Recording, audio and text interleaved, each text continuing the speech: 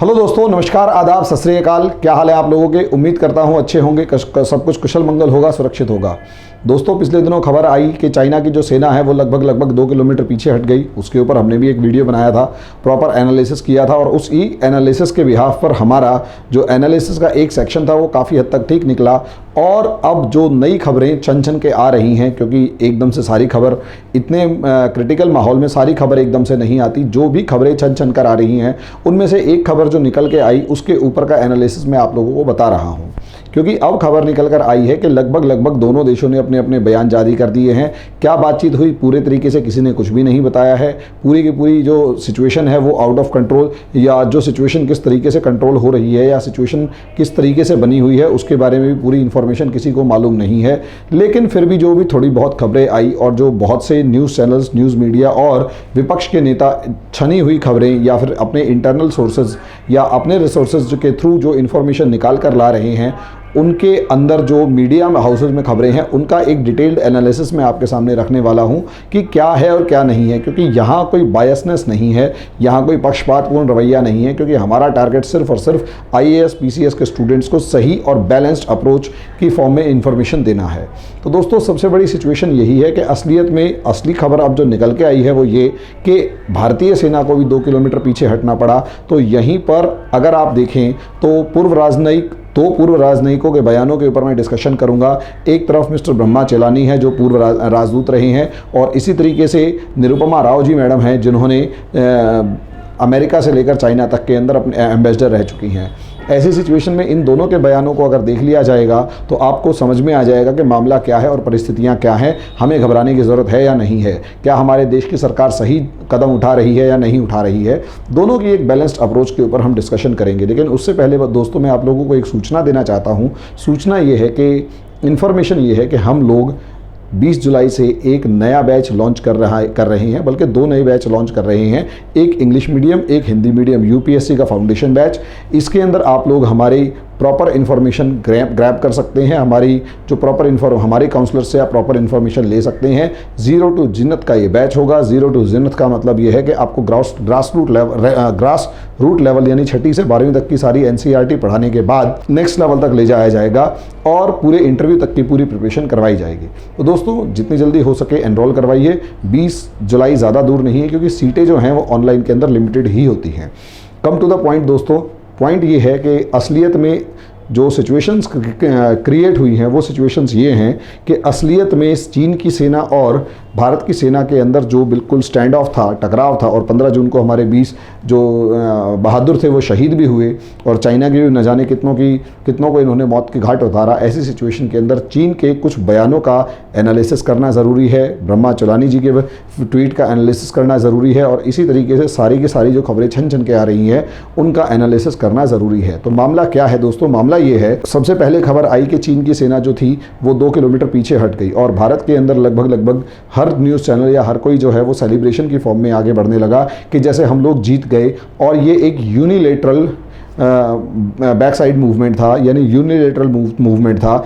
एक तरफा जो था वो बैक स्टेपिंग थी। लेकिन असलियत में अब बात समझ में आई कि यहाँ पर जो मामला है वो ये है कि असलियत में केवल चीन की सेना 2 किलोमीटर या मोटा 1800 मीटर पीछे नहीं हटी, बल्कि भारत की सेना भी लगभग 1800 मीटर पीछे हटी है, और एक फेज्ड मैनर में सेनाओं को दूर किया गया है। 30 सैनिक अभी भी 2 किलोमीटर दूरी के ऊपर हैं। लेकिन सवाल यहाँ से शुरू होता है, जो कि पूरा विपक्ष भी उठा रहा है, और विपक्ष के साथ साथ बहुत से जानकार, स्कॉलर्स, विद्वान ये सब उठा रहे हैं कि मामला असलियत में है क्या। तो दोस्तों, जिस मामले की मैं बात कर रहा हूं आप लोगों के सामने, जिस मामले की मैं आप लोगों के सामने बात कर रहा हूं, उसमें यह है कि अगर मान लिया ये गलवान वैली है, ये शोक रिवर है और ये गलवान रिवर इस तरीके से है, तो दोस्तों असलियत में इस संगम के ऊपर ये कहा गया है, और यहीं से हमारा एक रोड दौलत बेग ओल्डी की तरफ जा रहा है, और चीनी सेना लगभग इस सिचुएशन में यहाँ पर आकर बैठ गई है, जिसकी बिल्कुल सीधी रीच के अंदर हमारी ये सरकार, हमारी ये क्या नाम है, सड़क होगी। अब ऐसी सिचुएशन के अंदर बहुत खतरनाक सिचुएशन ये बनी हुई थी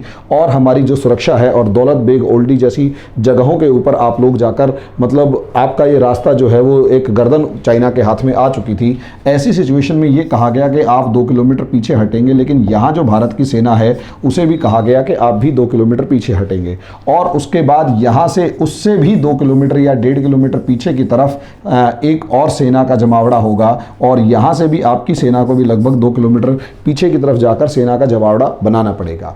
ऐसी सिचुएशन में यहाँ ये कहा गया है इस जगह पर, जिस जगह पर सारी ये संगम है, जिस जगह पर कॉन्फ्लुएंस है, यहाँ पर ये कहा गया है कि नो पेट्रोलिंग। असलियत में लड़ाई ही यहीं पर है कि यहाँ पर पेट्रोल नहीं करना है, यहाँ पर जो है वो सेनाएं जो हैं वो नज़र नहीं रखेंगी या फिर मूवमेंट नहीं करेंगी। यहीं से सिचुएशन शुरू हो रही है कि असलियत में ये मामला गलत क्यों है। गलत इसलिए है दोस्तों, असली सिचुएशन अगर आप देखते हैं यहाँ पर तो मामला ये है कि ये पूरे का पूरा इलाका जो है वो इंडिया का था।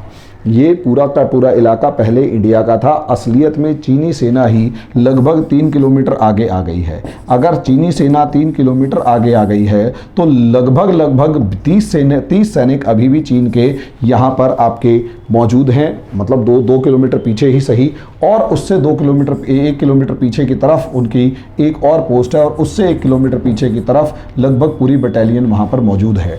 ऐसी सिचुएशन में आप देखेंगे कि यहाँ पर चाइना ने 2 पोस्ट अपनी पहले से बना रखी हैं। अब सवाल ये है कि ये कहा जा रहा है कि ये 4 किलोमीटर का इलाका, असलियत में ये 4 किलोमीटर का इलाका जो है ये एक बफर जोन बन गया।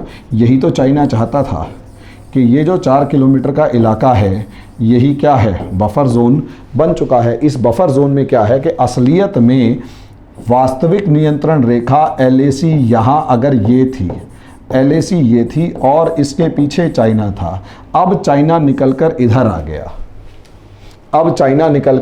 आ गया, मान लीजिए अब ये नई पोजीशन चाइना ने होल्ड करी। सवाल ये है, आपने कहा कि चाइना 2 किलोमीटर पीछे जाएगा, तो ये आया ही 3 किलोमीटर था, तो आपने कहा 2 किलोमीटर पीछे जाएगा, तो ये जो इलाका बचा ये अभी भी तो इंडिया का ही है। ये जो इलाका है ये अभी भी इंडिया का है, जिसमें चाइना जीत गया, जिसमें चीन जीता हुआ नजर आ रहा है। यानी दूसरे शब्दों में कहें तो यहाँ पर चीन जीत गया, यहाँ चीन जीत गया और यही हमारी सबसे बड़ी हार है।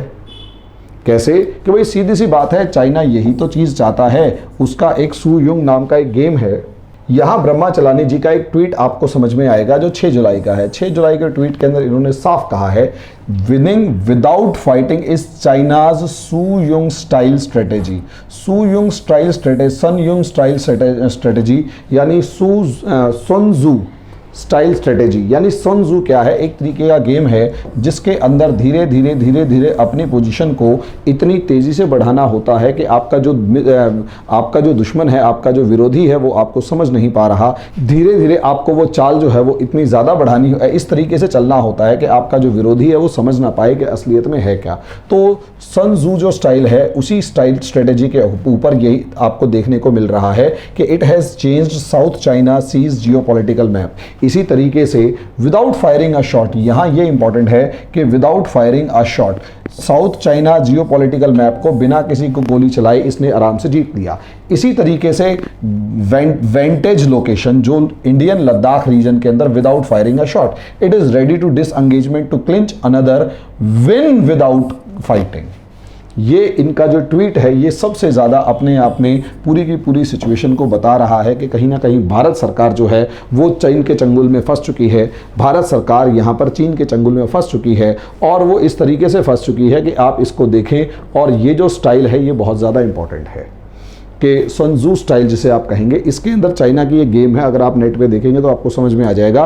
वो एक बहुत ही एक्सपर्ट फॉर्म में खेली जाने वाली, जिसके अंदर इतनी धीरे धीरे आराम से अपनी स्ट्रेटजी को आगे बढ़ाना होता है और पोजीशन पर जाके बैठ जाओ, वहाँ पर पोजीशन पर जाकर बैठो, उधर लड़ो, सामने वाले को इतना फ्रस्ट्रेट कर दोगे वो ओके मामले को शांत करके आगे बढ़ने की तरफ बढ़ जाए, फिर आगे एक कदम बढ़ाओ, फिर आगे एक कदम बढ़ाओ। यही काम चाइना रेगुलरली कर रहा है। और इंडिया की यहाँ पर जो पॉलिसी है वो क्विट एंड फिक्स की। हाँ, आज मैं भारत सरकार की कुछ ज़्यादा ही बुराई कर रहा हूँ, उसके पीछे रीज़न भी यही है कि इंडिया की पॉलिसी है क्विट एंड फिक्स, के छोड़ो और जाने दो, छोड़ो और जाने दो, ये सिचुएशन जो है वो बहुत ज़्यादा हार्मफुल है, जो कि आगे जाकर भारत सरकार के लिए समस्या क्रिएट कर सकती है। भारत के मैप को छोड़ना या भारत की ज़मीन को छोड़ना अपने आप में बड़ा चैलेंजिंग होता है, बड़ा गलत काम होता है। यहाँ आपकी ये सरकार ऐसा करती हुई नज़र आ रही है, कम से कम ऐसे में। हालांकि इस मामले में ये पक्का है कि हमारे पास बहुत ज़्यादा इंफॉर्मेशन नहीं है,